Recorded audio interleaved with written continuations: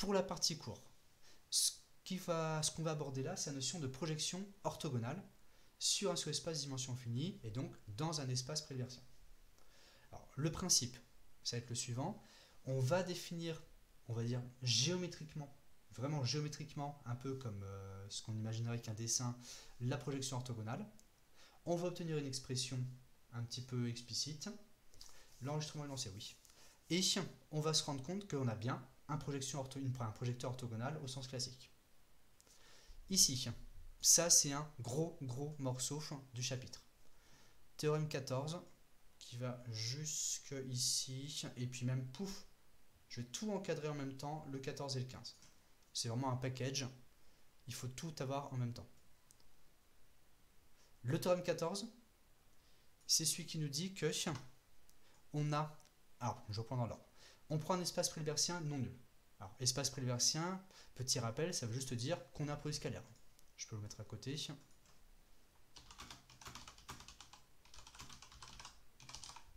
Ça veut juste dire ça. Je le mets en ouf. On considère V un sous-espace de dimension finie. Énoncé.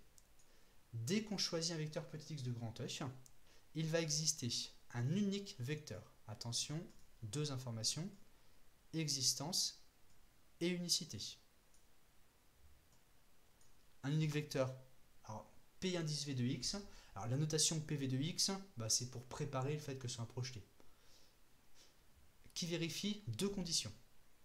Le projeté, il est censé être dans V. Bon, ça, c'est logique. Et x moins le projeté est censé être dans V orthogonal. Alors, on va faire un petit dessin. On peut faire un mini schéma tout de suite ici. Là, sur le côté. Après, vous verrez si vous le mettez ici, si vous le mettrez ici ou pas. Et donc, finalement, ce qu'on a, c'est ça. Là, c'est ça. Donc là, par exemple, ce serait V et là, V orthogonal. Le vecteur petit x, il se promène par exemple comme ceci.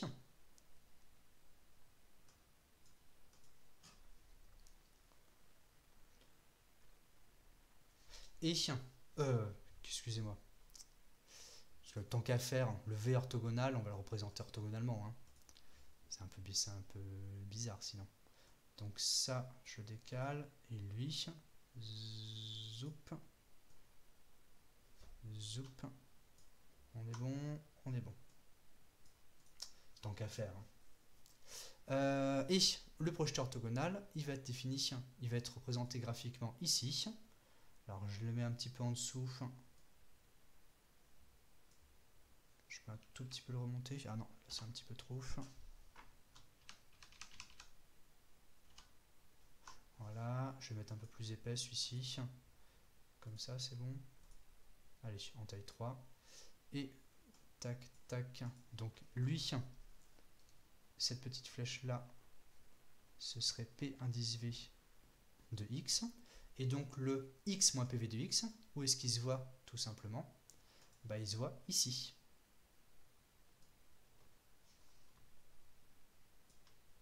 Donc pareil, je grossis un petit peu, comme ceci. Tac. Et donc là,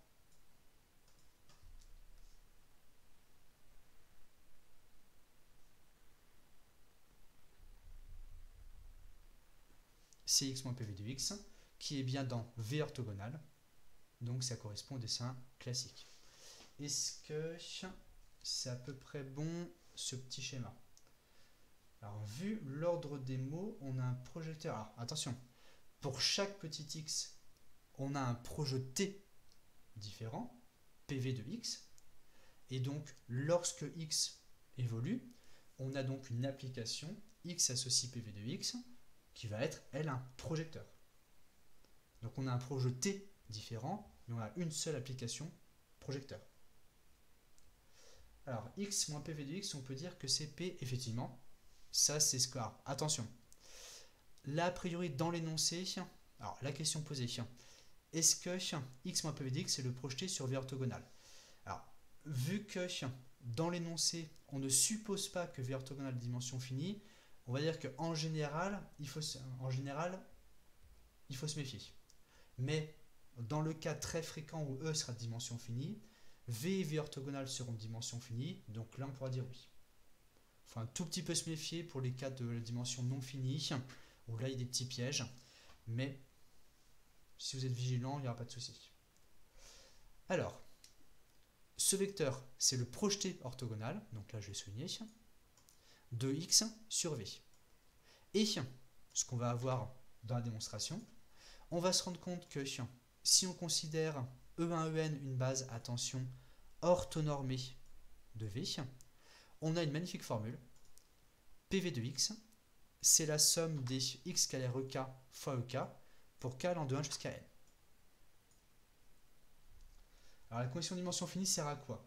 Vous allez voir dans la démonstration, on va avoir envie d'utiliser cette base orthonormée.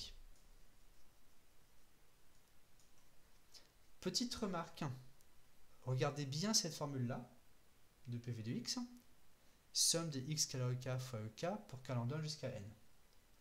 Et on remonte un petit peu, on a vu une formule très très similaire ici. L'indice a changé, mais ça, de toute façon, c'est un indice muet. Là, on a la somme des x scalaires EI fois EI. Alors, faut attention, il ne faut pas se mélanger les pinceaux. Pourquoi est-ce que là, c'était juste petit x, et pourquoi est-ce qu'en dessous, c'est PV de x? Qu'est-ce qui a changé?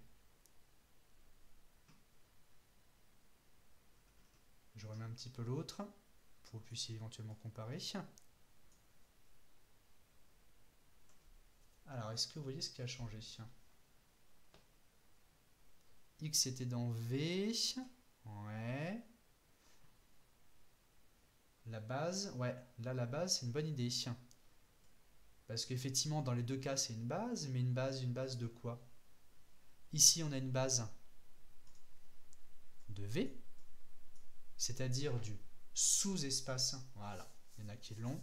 Là on a une base du sous-espace grand V sur lequel on projette. Donc c'est un vecteur de grand V. Alors que dans la formule qu'on avait là-haut, c'était une base de grand E tout entier.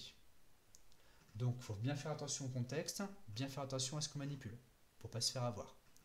Donc ici, si on fait avec une base orthonormée de grand V, on va avoir le projeté orthogonal sur grand V.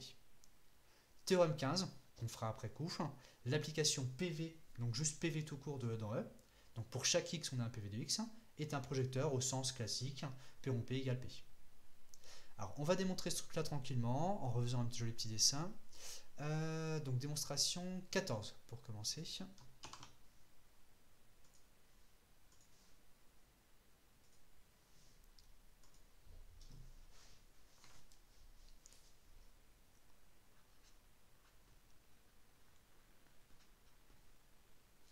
Alors, démonstration 14. Alors, le principe va être assez simple. On va se faire une petite analyse synthèse tranquillement. Donc, ici, par analyse synthèse,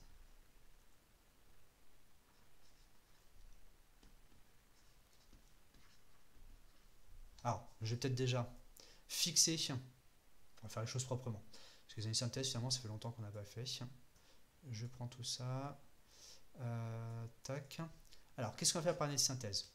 On va montrer que, en partant de, comment je l'ai appelé, petit x fixé,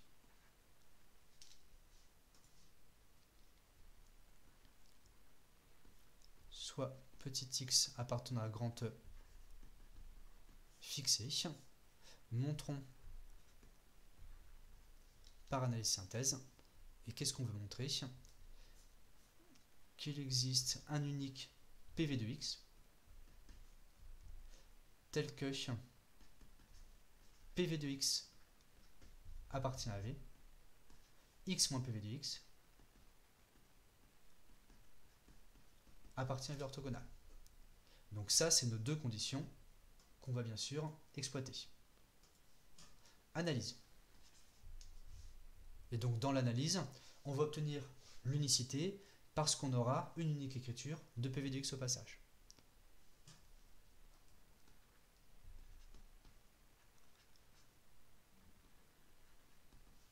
Alors nécessairement,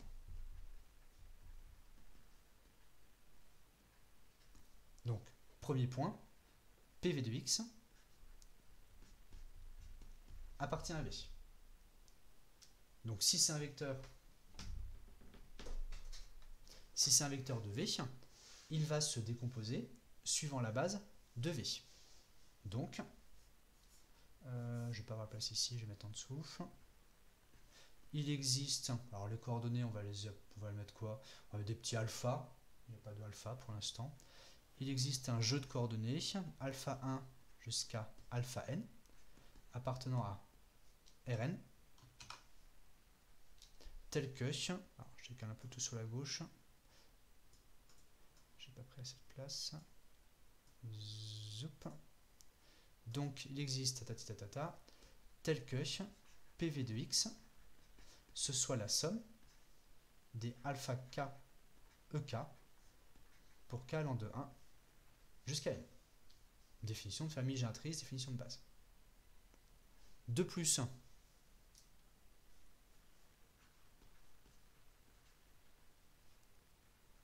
x moins PV de x appartient à V orthogonal. Alors il n'y a pas de unique. Oui, si, il y a unicité. Mais on ne va pas forcément l'utiliser. Alors je vais la mettre comme ça si ça vous perturbe. Mais de toute manière, nous ce qui nous intéresse surtout, c'est qu'ils aient les coordonnées. De plus, x moins PV de x appartient à V orthogonal. Donc, pour tout... Alors on va mettre quoi comme notation? Là on a un petit cas. Donc pour tout petit i entre 1 et n, x moins PV de x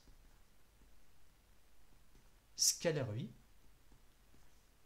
est censé être égal à 0.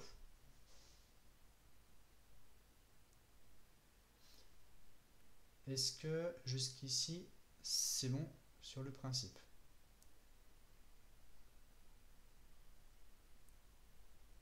Maintenant, on va remplacer x moins PV de x en utilisant l'expression du dessus. On va faire un petit produit scalaire et ça va simplifier gentiment. Ainsi, alors ainsi, pour tout petit i appartenant entre 1 et n, alors le x moins PV de x, ça va donc s'écrire x moins somme des alpha k ek pour k allant de 1 jusqu'à n, scalaire i est égal à 0. On décompose. On va se retrouver avec x scalaire i moins la somme des alpha k pour k allant de 1 jusqu'à n, facteur de x scalaire, facteur de, non pas x, facteur de ek scalaire i égale 0. Donc là, linéarité à gauche du produit scalaire.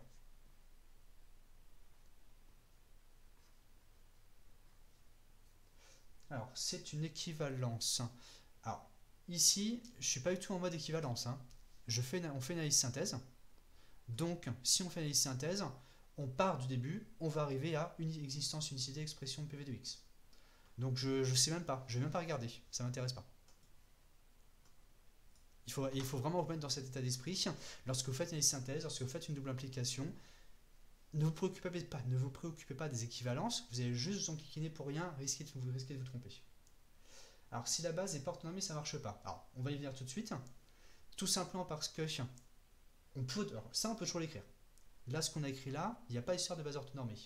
En revanche, c'est un peu comme on l'a déjà vu plusieurs fois, c'est EK scalaire i. Si la base est quelconque, voilà, on reste là comme ça. Mais vu qu'on a une gentille base orthonormée, là, on va s'en sortir. Et on va récupérer ceci qui vaut 0 si i est différent de k, et qui vaut 1 si i égale k. Encore une fois. On n'écrit même pas où, c'est-à-dire. Et si vous voulez, vous mettez un IE, mais un petit donc là si vous voulez, mais bon. On peut écrire 2 lignes sans mot de liaison, ça c'est pas traumatisant. Ce que j'aime pas, c'est quand vous mettez 14 lignes comme ça, sans lien logique, surtout que des fois c'est pas forcément instantané, quoi. Donc, ça simplifie. On se retrouve avec x scalaire EI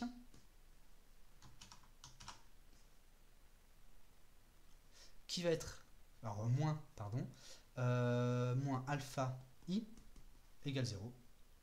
C'est-à-dire, alors le k va muette, petit I il est fixé.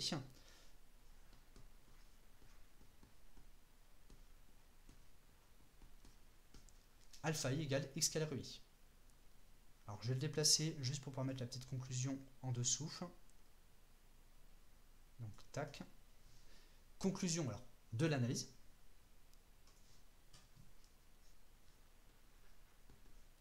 PV de x est unique parce qu'on a obtenu en partant de ces coordonnées un unique jeu de coordonnées possible. Et son écriture c'est PV de x.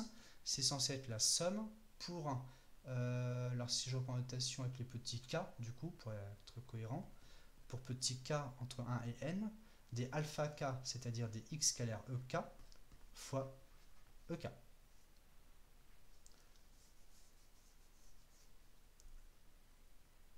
Est-ce que pour la partie analyse, c'est à peu près bon? Donc je souligne les petits mots, les petites étapes clés. Donc qu'est-ce qu'on a traduit particulièrement? Là, on a traduit l'écriture en coordonnées. Là, on a traduit l'orthogonalité.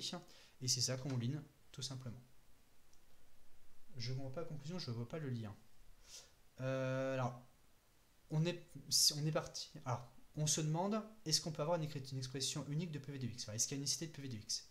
Nécessairement, il est dans V, donc il n'y a pas le choix. PV de x, il s'écrit en coordonnées. De plus, encore une fois, il n'y a pas le choix. On veut x moins PV x en V orthogonal. Donc, c'est la définition du V orthogonal. X moins PV de x, scalaire n'importe quel vecteur de V est censé être nul. En particulier, pour tous les EI, on doit avoir égal 0. Or, c'est le calcul qui est après. Si on combine ces deux informations, on a donc ceci qui est égal à 0, ça se décompose, et on se rend compte qu'on a obligatoirement, mince, c'est pas ça que je voulais, 7 formules pour alpha i, toujours de manière unique. Si on réinjecte dans l'expression de PV de x qui est là-haut, on a bien unicité de PV de x, parce qu'il n'y a que cette coordonnée qui est possible, et on a obligatoirement cette expression-ci. Oui, on a trouvé l'alpha. Au début, ils sont inconnus, et là, on s'est rendu compte qu'il n'y avait qu'une formule possible pour alpha i. Alors, s'il n'y a pas d'autres questions, pour la synthèse, alors la synthèse, on va la faire maintenant, de toute façon. Donc, pour la synthèse, on va repartir de cette expression, de l'expression qui est en dessous, et on va ici dire que on a bien un vecteur de V, parce que oui, c'est une congénère des EK, donc c'est dans V, et que x moins Félix est dans V orthogonal, tout simplement parce que on aura la réciproque de ce donc grâce à la proposition 5, si je me souviens bien. Donc, page suivante. Hop, synthèse.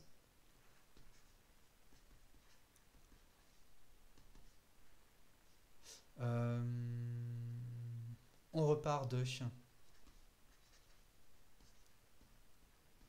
PV de x égale somme de x scalaire ek fois ek pour k lambda jusqu'à n. Premier point, on a bien PV de x appartient à V. Là, c'est définition de famille génératrice, car E1, En génératrice de V. Et on a donc de plus par le calcul de l'analyse, on a fait en sorte que pour tout i entre 1 et n, x moins PV de x scalaire EI soit égal à 0. Donc ça c'est la fameuse, je vais vérifier le numéro dans le polycopier. Donc on remonte, de mémoire c'est le 5. Voilà, proposition 5, je remets 2 secondes en plus grand sur le côté gauche. Si on avait équivalence, on l'avait démontré à l'époque, si un vecteur est orthogonal à chacun des vecteurs d'une famille génératrice, alors il est dans V orthogonal. Donc c'est ce qui est juste à gauche qu'on utilise. Conclusion, si je repars sur mon tableau. Donc, proposition 5.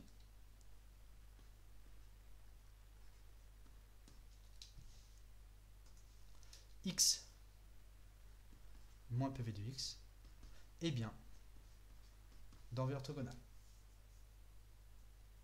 Alors, des équivalences successives. Oui, mais c'est comme d'habitude. Honnêtement, je préfère largement, c'est toujours pareil, que vous preniez l'habitude de faire des analyses synthèse zoom application bien propres, plutôt que des équivalences qui risquent quand même très souvent d'être un peu bancales.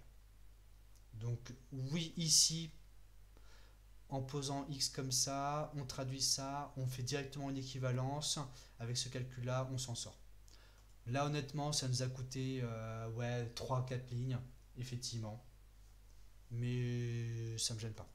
Je préfère même. Conclusion, on est bon pour cette démonstration. Numéro. Je redescends sur le polycopier du coup.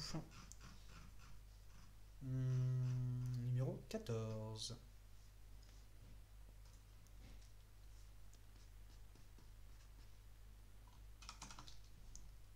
Donc la synthèse donne bien l'existence et l'unicité et on a obtenu la formule juste à la page précédente ici. Je vais vous la souligner en rouge. Tac, tac.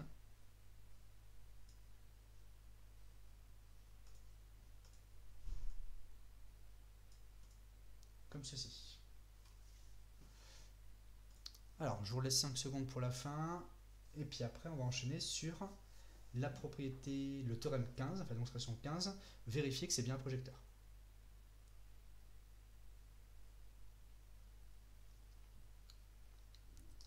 Alors, le passage de la somme des alpha k à juste alpha i. Donc, page précédente, j'imagine. Donc, alors, ici, je pense que c'est à partir d'ici, on a remplacé PV de x par la somme d'alpha k e k. Donc, dans cette écriture, le alpha k, dans les alpha, les k c'est indice muet, et le petit i c'est indice fixé. Donc, si on décompose, on va avoir x scalaire i, la somme d'alpha k, ek scalaire i. Ici, je peux le remettre à côté, effectivement. Vu qu'on a une base orthonormée, on a ces types scalaires qui sont ou nuls ou égaux à 1.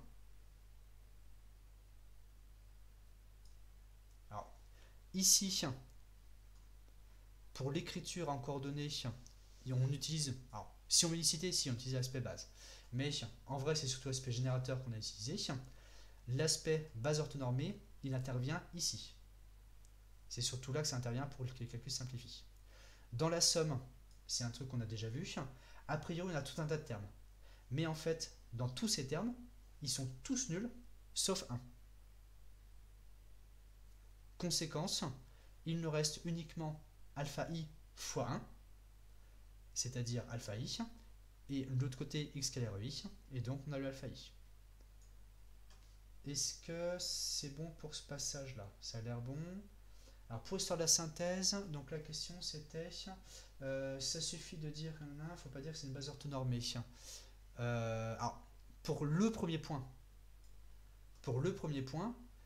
si on fait une conditionnaire de vecteurs de V, ça reste dans V.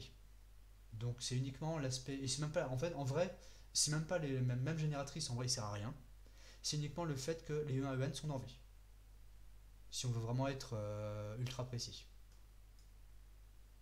Donc pour le premier point, non, l'aspect base sert à rien. Est-ce qu'on a fait le tour? Alors, page suivante, hop, démonstration 15. est-ce qu'on a bien un projecteur? Donc ça va être assez rapide, hein. Il y a juste à un moment donné une petite feinte, un petit jeu de notation, un petit jeu de définition qui peut un peu vous déconcerter. Alors, un projecteur. Pour vérifier qu'on a un projecteur, on va avoir une application linéaire, donc ça il faut le préciser, et on veut dans ce cas-là, et ensuite dans la caractérisation, P rond P égale P, à vérifier. Alors le deuxième point de la proposition 12, il est vrai tout le temps. Le deuxième point de la proposition 12, il est vrai tout le temps. Non, lorsqu'on a une base orthonormée. Si c'est sur la SPBON, même le deuxième point, c'est pour une base orthonormée. C'est bon? Alors, je redescends. Tac, tac, tac. Là-dessus.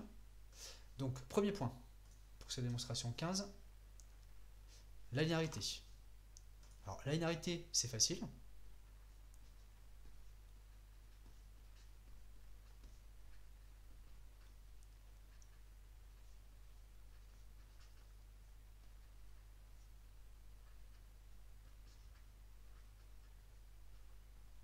Au vu de son expression, que je vous réécris juste en dessous, PV de x, c'est la somme des x scalaires E, là c'est un petit k, on va respecter la même chose, fois EK pour k lambda de 1 jusqu'à n. Or, ici, on a un produit scalaire, et le produit scalaire, bah, il est linéaire à gauche. Donc, bah, c'est la définition de linéaire à gauche. Ça veut dire que si on remplace x par une combinaison linéaire, bah, ça va se décomposer. Donc, on ne va pas en dire plus. C'est automatique et on n'attendrait pas forcément que vous en disiez plus. De plus, montrons que PV rond PV reste égal à PV. C'est-à-dire, on va se fixer un petit x, soit petit x dans grand E, et on va noter, ce sera un tout petit peu plus facile,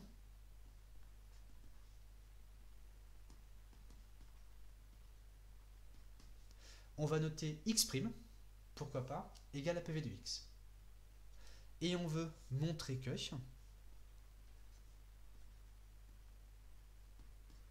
PV de x', c'est x'. Donc si je vous mets une petite flèche entre les deux, c'est exactement relié. C'est exactement la même chose. Si x' c'est PV de x, je vous laisse le relire attentivement, PV de PV de x égale PV de x. Donc montrer ça, ça revient exactement, pour tout x, pour x quelconque, ça revient exactement à montrer ce qu'on veut. Donc là, ce passage-là, il faut bien le repérer. Maintenant, une fois qu'on l'a traduit de cette manière-là, comment est défini PV de x'? C'est encore sur votre gauche, il y a deux petits points. C'est PV de x', c'est un vecteur dans grand V, tel que x' moins PV de x' est dans V orthogonal. Donc c'est ça qu'on veut vérifier. Donc montrons que PV de x' égale x' avec la définition, je vais mettre entre guillemets géométrique,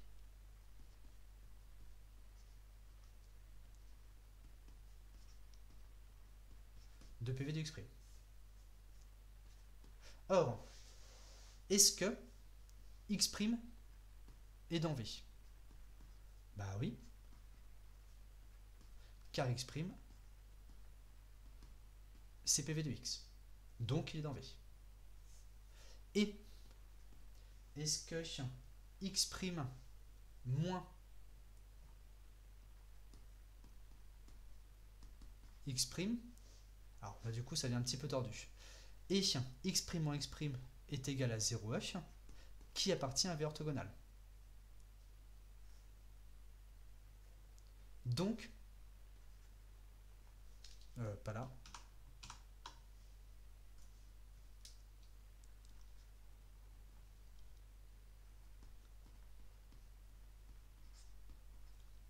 x' vérifie les mêmes propriétés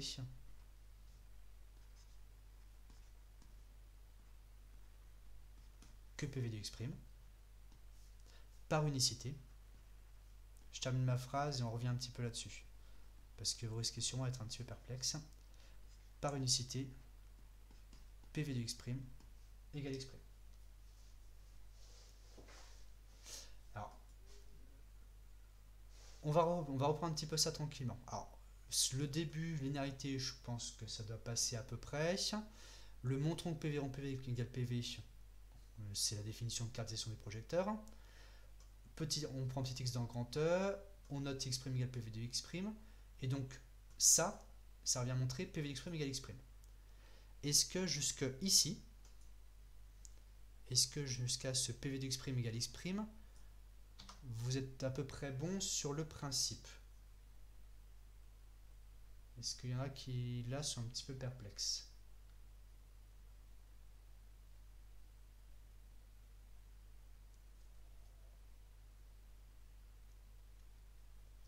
Maintenant, si vous revenez à définition, vous reprenez le PDF, qui est juste à gauche, je vous le mets un petit peu plus grand temporairement. Si vous regardez tout en haut, on a un unique vecteur qui est, donc si on l'appelle truc, volontairement je l'ai appelé truc pour l'instant, le vecteur truc, le projeté de x' sur v, c'est le vecteur truc, c'est un vecteur truc qui est dans v, et tel que x moins truc, x' moins truc est dans v orthogonal. C'est ça la définition. Or, ce qui est écrit ici, je remets le tableau, ce qui est écrit ici, truc appartient à v, x' moins truc, c'est troublant parce que là c'est la même chose qu'on a retranché, mais si vous imaginez que c'est x' moins truc et dans v orthogonal, bah effectivement on a exactement ce qu'il faut. Donc graphiquement, je vais faire un petit dessin à côté, ce sera beaucoup plus parlant aussi. Si vous projetez un vecteur qui est déjà dans v, donc là il y a v, là il y a v orthogonal,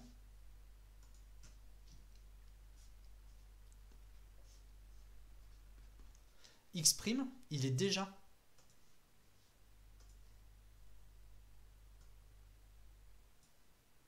dans v. Donc, si on le reprojette sur v, on retombe bien sur x'. Donc graphiquement, c'est logique. Pour le vérifier, on s'appuie sur la définition de projeté orthogonal. On a bien truc PV de x', truc qui est dans v, x' moins truc égale 0, donc est dans v orthogonal, et donc c'est gagné. Alors, on ne devrait pas avoir x' moins PV, j'imagine, de x' aussi, égale 0. On ne devrait pas avoir. C'est une question ou une affirmation? Ah, vous voulez dire à la place d'ici, x' moins PV de x'. Mais justement, comme on veut montrer que PV de x', c'est x', on veut que x', je vais mettre des trucs. Je vais mettre trucs par-ci par-là. Vous allez voir. Donc là, on va mettre quoi comme symbole? On va mettre un...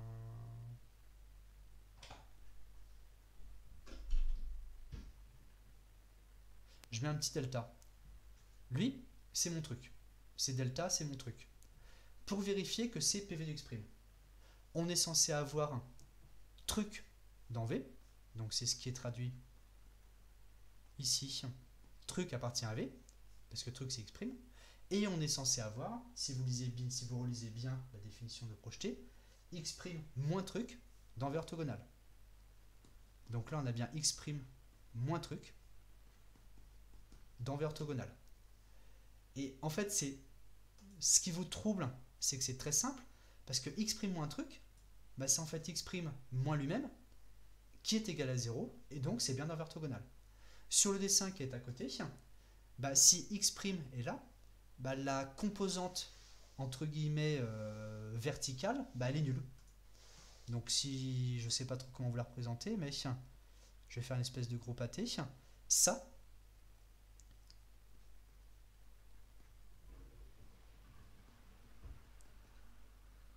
c'est le x' moins x' égale 0. Graphiquement, je pense que c'est logique, hein. Vous avez le vecteur rouge, là, le vecteur x' qui est horizontal. Si on le reprojette sur l'axe horizontal, bah, il ne se passe rien. Et donc la composante verticale, bah, elle est nulle. Tout simplement.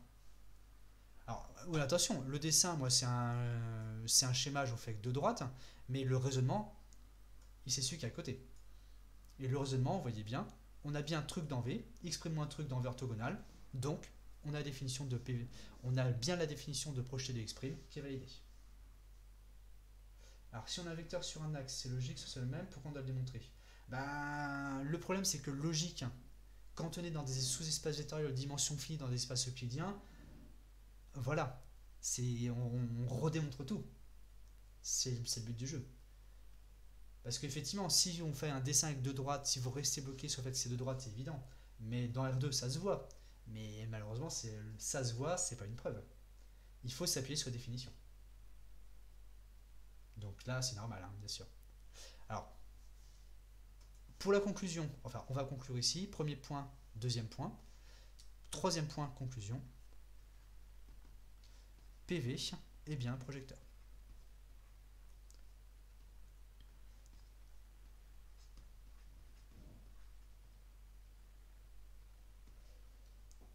Alors, je vous laisserai reméditer ce passage-là. C'est classique, hein. En vrai, il n'est pas dur du tout, mais il est très déroutant à cause de ce x' moins x' égale 0. Mais pourtant, c'est ça qu'il faut vérifier, c'est le calcul qu'il faut vérifier, c'est le calcul qu'il faut faire. Je vous laisserai reprendre ça tranquillement et au fur et à mesure, ça va se décanter normalement. On va revenir sur PDF, que je vous mets un petit peu plus grand. Alors, où est-ce qu'on en était? Donc, il nous reste... Ouais, c'est bon, on a encore du temps. Alors, petite méthode. Ah pardon, petite remarque déjà, excusez-moi. Vu qu'on a, je vais souligner, un projecteur, toutes les propriétés qu'on a déjà vues sur les projecteurs, c'est-à-dire les propriétés sur notamment le noyau qui est égal à V orthogonal, sur l'image qui est égale à V, sur l'image qui est égale au noyau de P moins l'identité, l'ensemble des points fixes, etc., etc., etc. Tout ça, ce sera valable pour PV. Donc, ne pas oublier qu'il y a tout un tas de propriétés qui découlent de ce théorème 15. Ensuite, petite méthode pour trouver l'expression du projeté. Et puis, on va le faire avec des petits exemples comme ça numériques. Ou bien, on a une base orthonormée de V. Dans ce cas-là, vous utilisez la définition avec somme d'x carré k fois ek. Ça, c'est très facile. Ou bien, on peut aussi, dans certaines situations, faire un système linéaire en revenant, je remonte un tout petit peu, à la définition x moins p dx en V orthogonal. Donc ça, pareil, on verra au fur et à mesure en exercice comment ça peut se passer. Donc là, on va faire deux petits exemples sur le projeteur orthogonal. On verra si on a le temps de faire à distance aujourd'hui, mais c'est pas long du tout. Sinon, de toute façon, on fera ça la prochaine fois, distance et orthogonal, et ce sera largement bon. Où est-ce qu'on en était? Donc, exemple sur projeteur orthogonal. Hop, page suivante.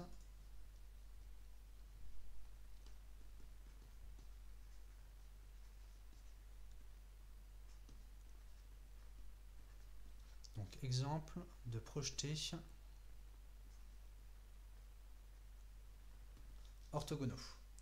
Alors, un premier exemple, qui est un petit peu générique, on va dire, c'est si on veut projeter sur une droite.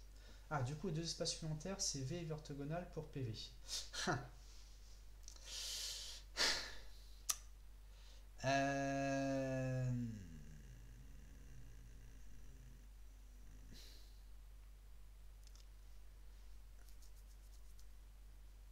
Je me suis un peu mal exprimé. Du coup,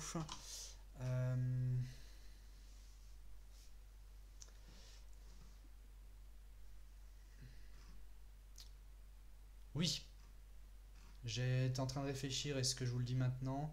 C'est ce qu'on verra après. Oui, c'est lié. C'est V orthogonal. Je veux pas que vous ayez trop vite sur certains points, mais là, oui, il faut le dire maintenant, de toute façon. Oui. Alors, j'agrandis le tableau. Effectivement. Alors, on repart sur nos exemples. Premier exemple, projeté orthogonal sur une droite. Sur une droite D, qui est égale à vecte d'un certain vecteur, j'en sais rien moi, d'un vecteur U. Alors je mets une petite flèche pour bien faire voir que c'est un vecteur, parce que sinon ça peut être troublant. Ici, on a une famille génératrice et même une base. Donc là, je mets entre parenthèses droite vectorielle.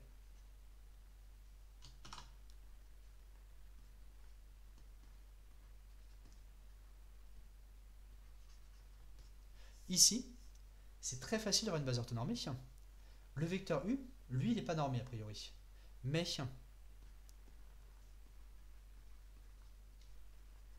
dans tous les cas, une base orthonormée de D est le vecteur U divisé par sa norme. Donc ça, c'est important à repérer. U sur norme de U, si on n'a qu'un seul vecteur, bah, ça nous fait une base orthonormée. Si on applique la formule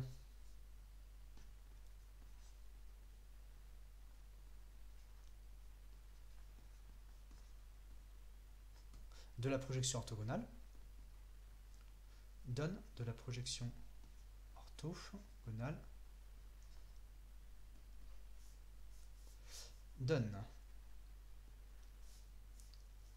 pour tout x appartenant à grand E, P indice D de x égale. Alors on est censé faire x scalaire E1, donc par rapport à la notation qu'on a vue, c'est comme si lui c'était notre E1 normé. On est censé faire x scalaire E1 fois E1. Autrement dit, on va faire nous x scalaire U sur norme de U multiplié par E1, c'est-à-dire multiplié par U sur norme de U. Donc ça, c'est je le mets en dessous,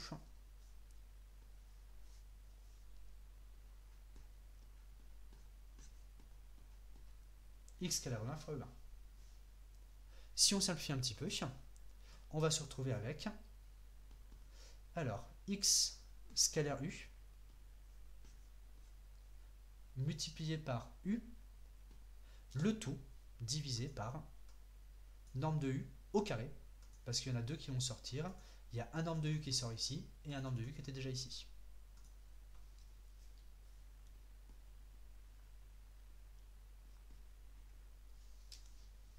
Les x sont dans quoi? Alors là, de toute façon, c'est une droite vectorielle quelconque dans grand E. Dans grand E, un espace préleversien quelconque. Donc là, c'est un exemple générique. Je peux vous mettre préciser si vous voulez. Ah, pourquoi j'ai mon appartient qui est... Ah, c'est peut-être ça qui vous manquait? Le appartient qui était parti? Ah oui, d'accord, ok. Je sais pas pourquoi je l'ai pas mis. Donc ça, voilà, petite formule qui tombe toute seule lorsqu'on a une droite. Pourquoi elle a besoin d'être normée la base et pas juste orthogonale? Alors, pour appliquer la formule, donc la formule qu'on a vue dans le théorème 14, on a bien exploité le fait qu'on avait une base orthonormée. Donc cette formule, elle est valable que pour des bases orthonormées.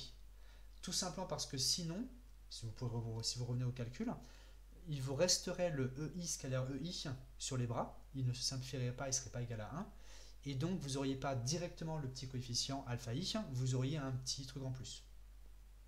Donc comme nous, on ne l'en veut pas, on part d'une base orthonormée. Du coup, pourquoi un projeté orthogonal n'est pas orthonormal? Ah, alors, c'est... Parce qu'en vrai, alors, dans la définition de projeté orthogonal, dans la définition, on parle de projeté orthogonal tout simplement parce que le sous-espace parallèlement auquel on projette est orthogonal. Après, le fait que pour la formule, il faille une base orthonormée, c'est un complément. Mais la définition de projeté orthogonal, c'est tout simplement parce qu'on a deux sous-espaces orthogonaux. C'est tout. Alors, conséquence, dans la foulée, Si jamais vous avez vous voulez projeter sur un hyperplan. Alors là, vous allez dire, c'est quoi un hyperplan? Est-ce que vous vous rappelez ce que c'est?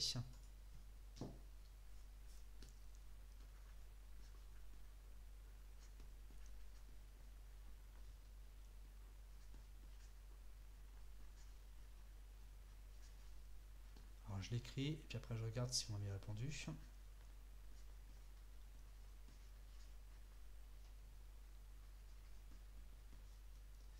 Alors, espace, voilà, dimension 1 cran de moins. Inférieur, alors inférieur de 1 à l'espace de référence. Ouais, c'est ça. Donc ici, on va noter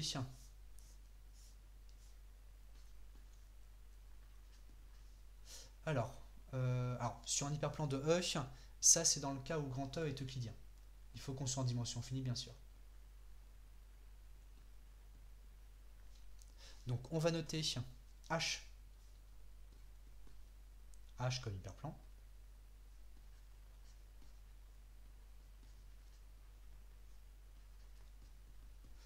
De grand E. Et la petite feinte, c'est quoi? La projection sur grand H directement, c'est peut-être pas forcément simple à écrire. Parce que, je vais mettre un petit commentaire, on va dire. Pour H, on n'a pas de base orthonormée facile.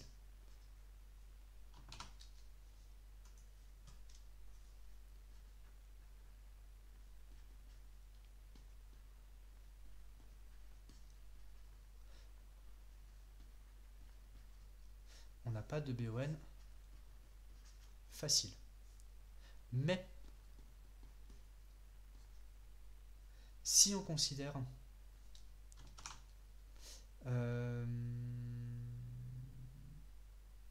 comment je vais le noter, H orthogonal, c'est une droite D. Conséquence, on va non pas écrire directement P sur le projeté sur grand H, on va écrire le projeté sur grand D en disant qu'on sait le faire par le point précédent. Et il faut juste se rappeler comment sont reliées les deux projections sur H et sur D respectivement. Alors est-ce que quelqu'un saurait me redire?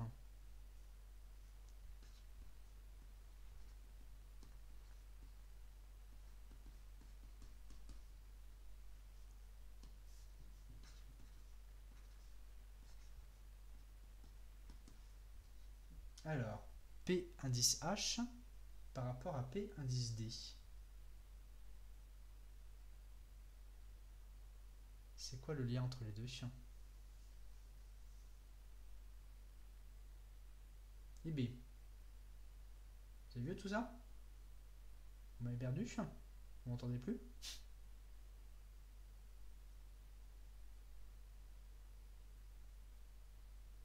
Ah, ça commence à arriver. Donc ici, lorsqu'on a deux projections P1 et P2 sur des sous-espaces supplémentaires, P1 plus P2, c'est identité. Rappelez-vous bien ce truc-là. C'est logique parce qu'on additionne les deux composantes d'un vecteur. Donc on retrouve le vecteur de départ. Donc ici, P indice H est égal à identité de E moins P indice D. Donc,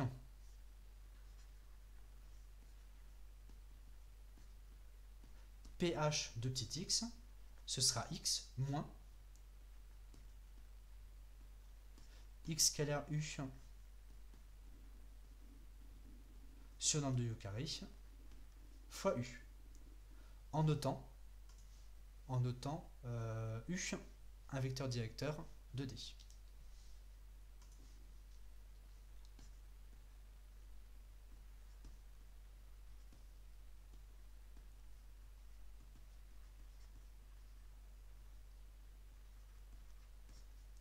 Alors, question posée.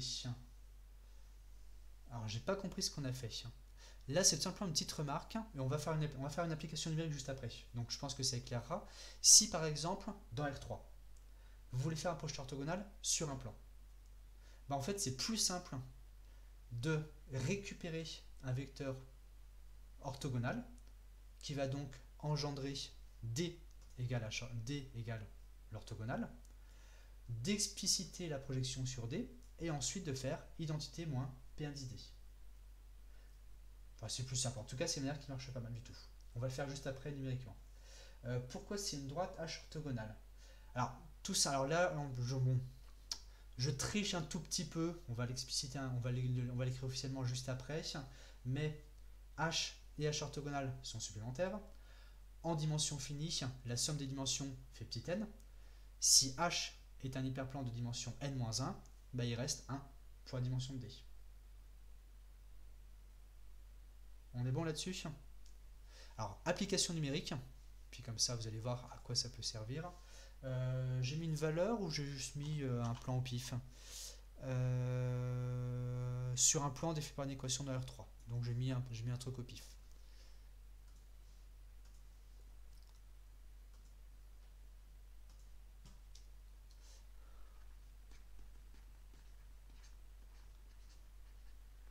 Donc exemple, dans grand E égale R3, avec P, le plan d'équation, donc l'ensemble des x, y, z de R3, qui vérifie x moins y plus 2z égale 0, par exemple. Et dans R3, je précise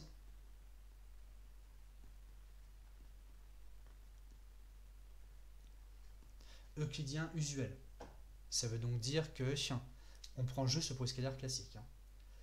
Alors, pourquoi c'est toujours vrai? Non, c'est pas toujours vrai. Attention, enfin, non, si, ce passage-là sera toujours vrai. Vous allez me faire bafouiller. On va l'officialiser juste après, vous inquiétez pas.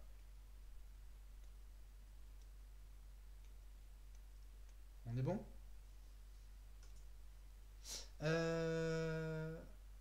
Où est-ce qu'on était?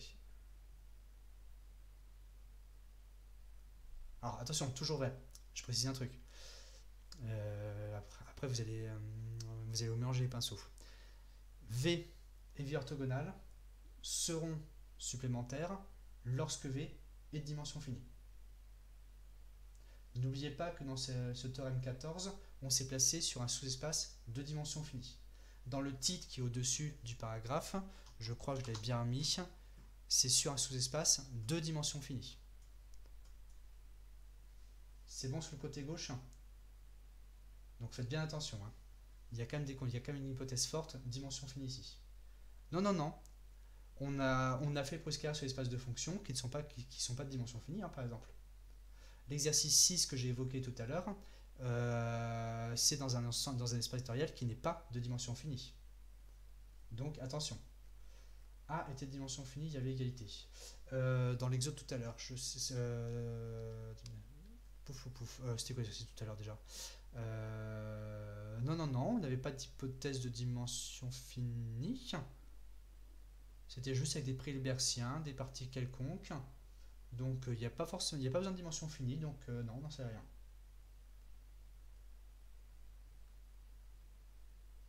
Alors, je reviens sur mon histoire, sur mon exemple. C'est bien, ça vous fait pas mal réfléchir. Apparemment, cette histoire-là, c'est bien. On va pas pouvoir répondre à toutes les questions maintenant, mais elles vont se décompter au fur et à mesure, ne vous inquiétez pas. Ici, donc, petit rappel, lorsque vous avez une équation de plan comme ça, est-ce que vous vous rappelez comment est-ce qu'on peut récupérer un vecteur normal au plan pour le processus classique?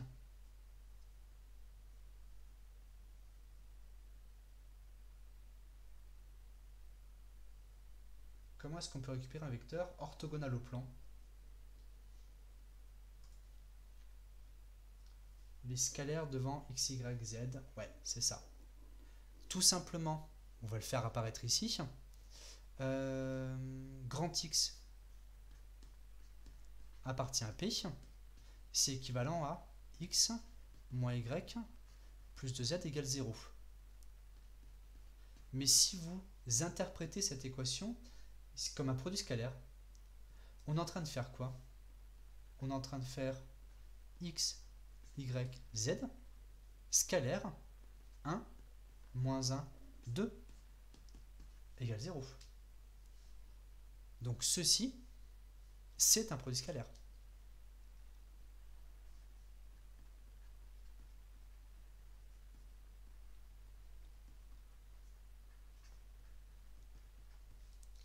Et donc, écrit de cette manière-là, si ce vecteur-là, on l'appelle U, on se retrouve donc avec x scalaire U égale à 0. Donc, je vais mettre en dessous. Je vais encore écrire un tout petit peu. C'est que l'on va dire que x appartient à D orthogonale, où D, c'est la droite dirigée par U. Donc, P orthogonale est égal à D, est égal à vecte de U. Donc, alors le projeté de grand X sur D, c'est, on reprend la formule qu'on avait tout à l'heure, X scalaire U fois U sur norme de U au carré, ce qui se simplifie parce que la norme de U au carré, alors 1 plus 1, 2 plus 4, 6, racine de donc 6 tout court. Le vecteur U, c'est 1, moins 1, 2.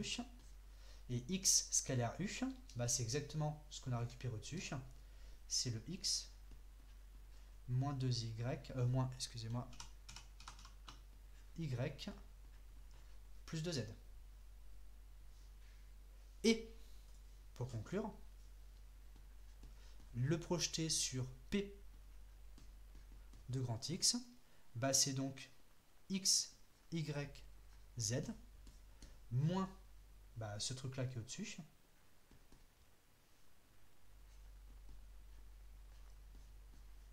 fois le vecteur 1, moins 1, 2. Donc, dans cette situation, avoir le projet orthogonal sur un plan, en fait, c'est relativement facile. Le vecteur x, y, z, moins cette espèce de coefficient, fois le vecteur 1, moins 1, 2. Alors, question... alors, oui, ici, j'avais marqué euclidien pour le produit scalaire usuel. Non, hop, là c'est moche. Effectivement, si c'est un produit scalaire complètement tarabiscoté, ça ne marchera pas comme ça.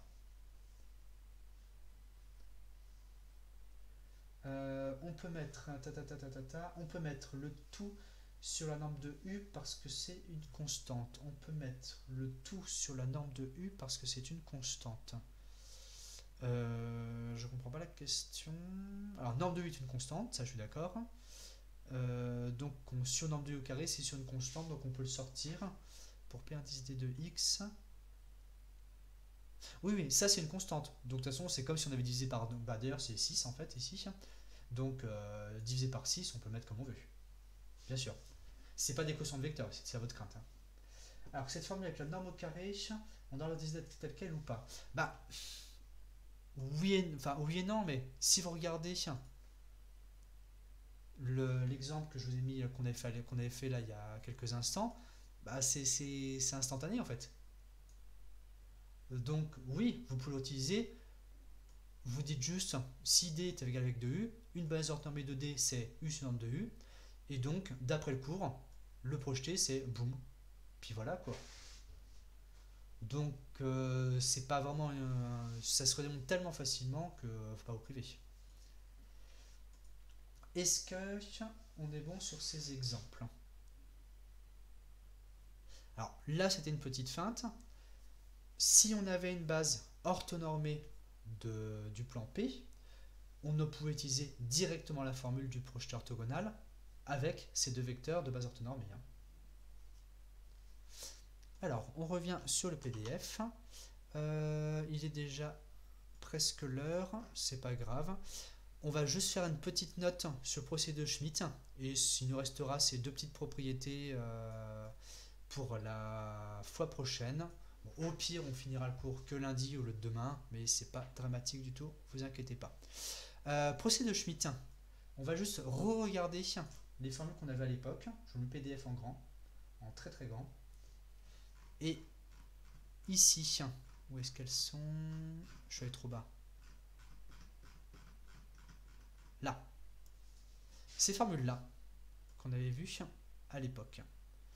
Je vais faire une petite capture vite fait et on va les commenter. Donc notamment, je vais récupérer le morceau qui est en haut. Tac. Et que je vais remettre sur un bout de tableau à côté finalement. Tac, tac, tac. Comme ceci, avec une page en plus. Donc ça va prendre quelques minutes, ne vous inquiétez pas.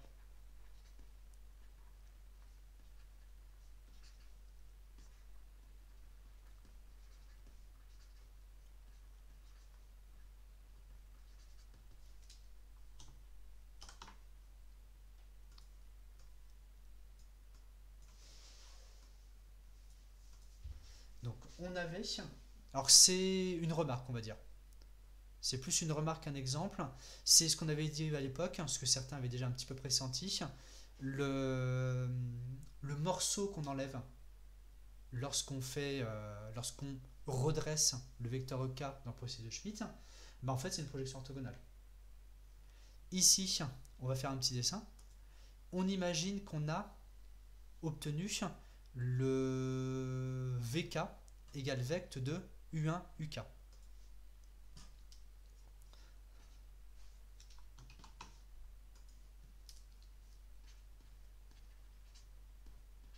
On note V, donc ici c'est pour petit k,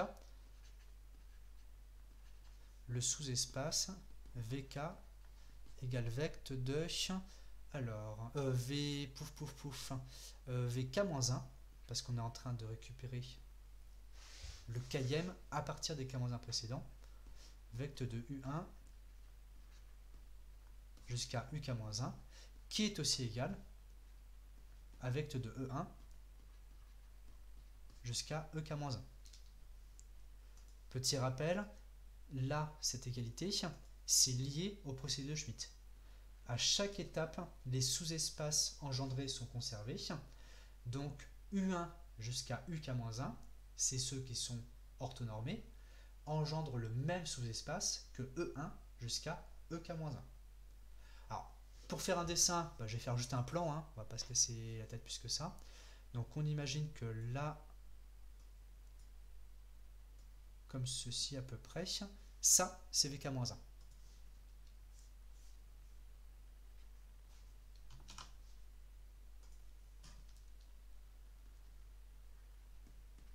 Dans ce VK-1, on a les vecteurs U1 jusqu'à UK-1.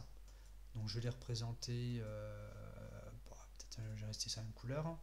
Donc ici, on va avoir le vecteur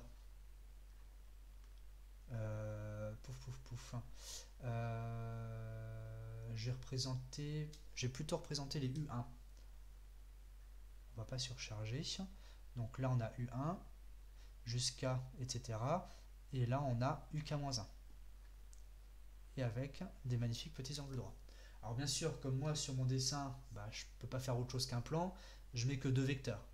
Mais il faut bien imaginer que en vrai, vous auriez K-1 vecteurs qui formeraient une famille orthonormée incluse dans VK-1. Et le vecteur EK. Le vecteur EK, lui, il se promène en l'air. Il est par exemple, pouf, je vais mettre ici, par exemple, comme ceci. Et c'est comme le dessin qu'on avait fait l'autre fois, ce vecteur EK, il sort, il faut imaginer, de VK-1. Donc là, c'est EK, et EK sort de VK-1. On avait dit qu'on redressait ce vecteur EK en faisant, alors je vais essayer de mettre un truc à peu près droit, voilà, en faisant comme ceci, un vecteur UK. Alors pardon, E'K, excusez-moi. Je reprends bien les bonnes notations. Et ce vecteur E'K, alors ici, K égale 3 si vous voulez. Mais bon, il faut quand même imaginer en général, quoi. Ce vecteur E'K orthogonal avec K-1, il s'obtenait en retranchant un morceau qui était ce morceau-là. Et ce morceau-là qu'on retranche, c'est justement... Est-ce que je peux vous le représenter aussi en bas? Ce sera peut-être pas forcément facile à imaginer. Je vais mettre une petite flèche, et puis après...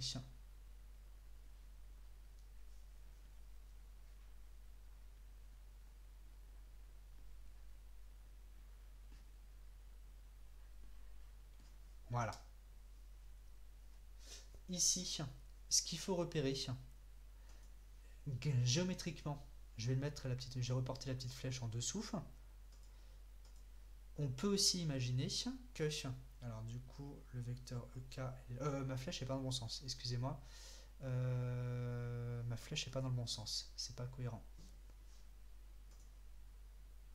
Là, là, comme ceci.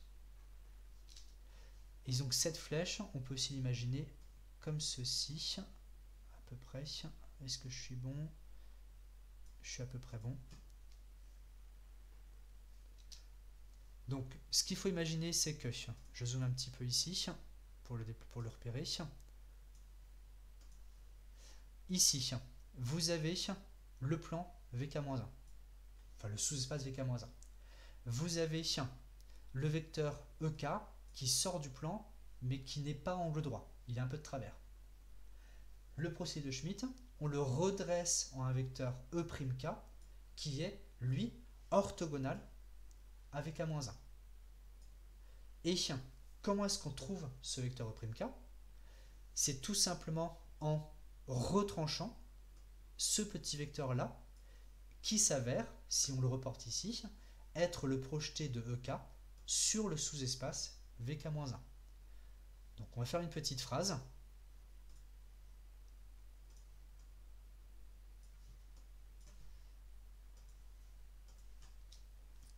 Donc ici, ce vecteur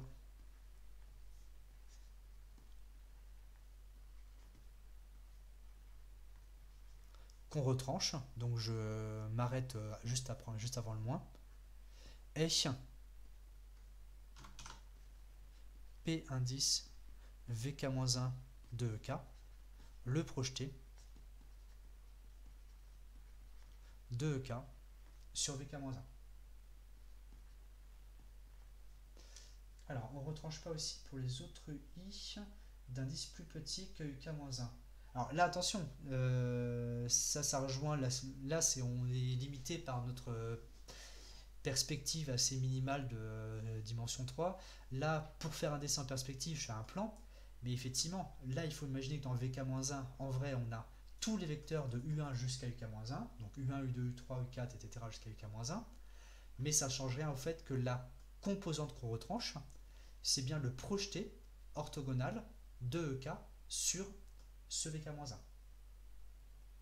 Et c'est logique parce que si on fait ça, on récupère donc, je vais terminer juste là-dessus, j'ai déjà 33, je ne vais pas trop traîner, ce vecteur contingent, le projeté, ce qui permet d'avoir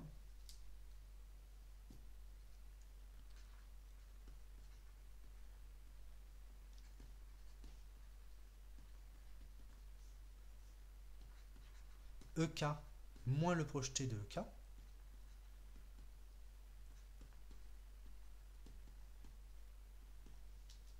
non, pas appartient, excusez-moi, du coup je vais pas l'écrire comme ça. Si je l'écris comme ça ça correspond à la définition.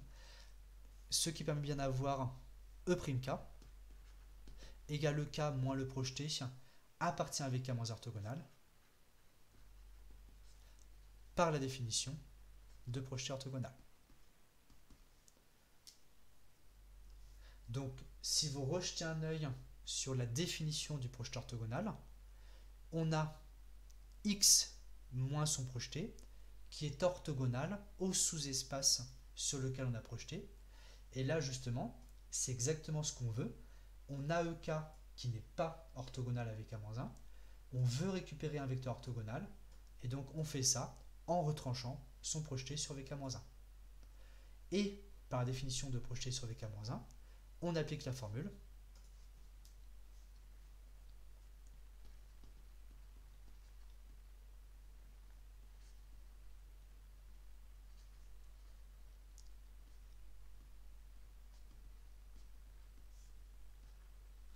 Donc avec la formule du projeté, on retrouve, alors je déplace un petit peu ça, ah.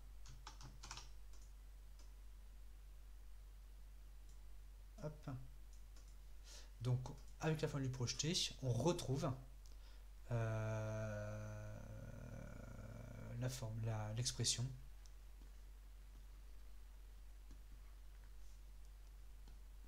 somme des EK scalaire UI fois UI pour I allant de 1 jusqu'à K-1,